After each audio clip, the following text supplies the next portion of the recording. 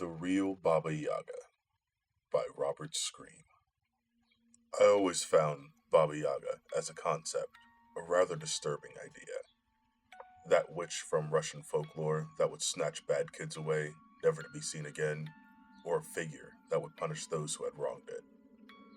I always found this story stupid, not because I don't believe, but because I always know the truth. There is something in Russian forest, a cruel, inhuman being that's nothing like the way people paint it in the stories. I have seen Baba Yaga, and I know what it really is.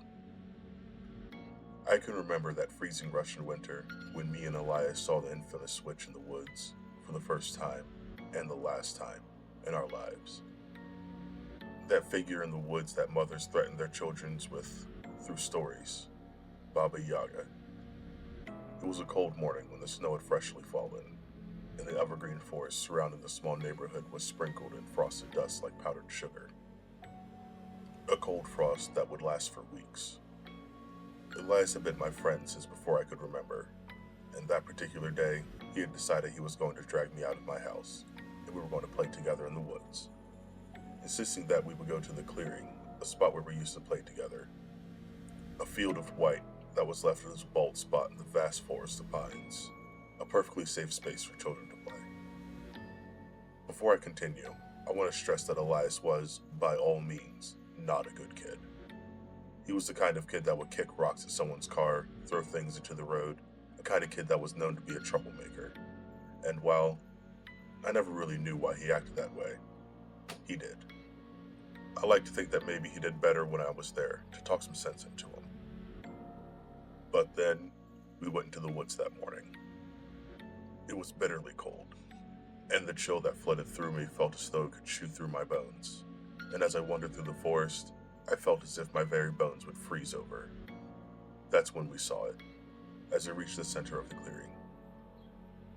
In order to describe what we saw, I have to express one thing. It was truly inhuman. Its tall, emaciated body stretched to almost half the height of the trees that surrounded it. Its back bent awkwardly into a curve, with a thin rag covering it. It was so thin you could see the individual knobs of that thing's spine.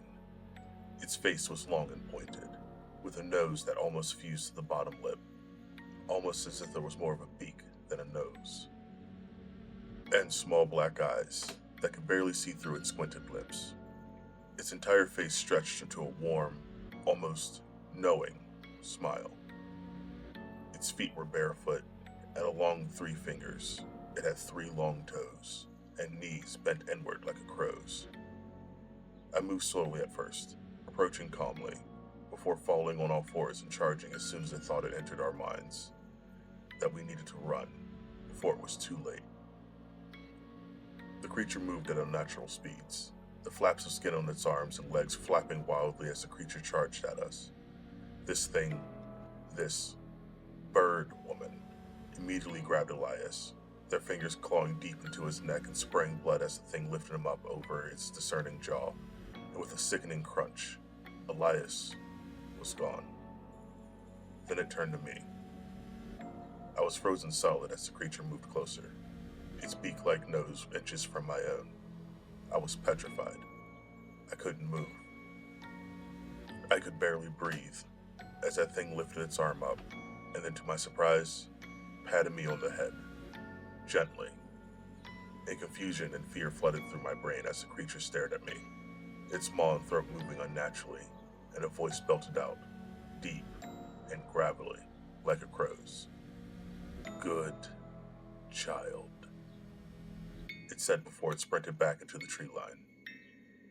It was Elias's father who found me, still shaking in the woods. The panic in his eyes as he saw me covered in blood still chills me. I remember how he shook me, trying to get through my shock, as he begged me to tell him where Elias had gone. But all I could say, over and over, was one name: Baba Yaga.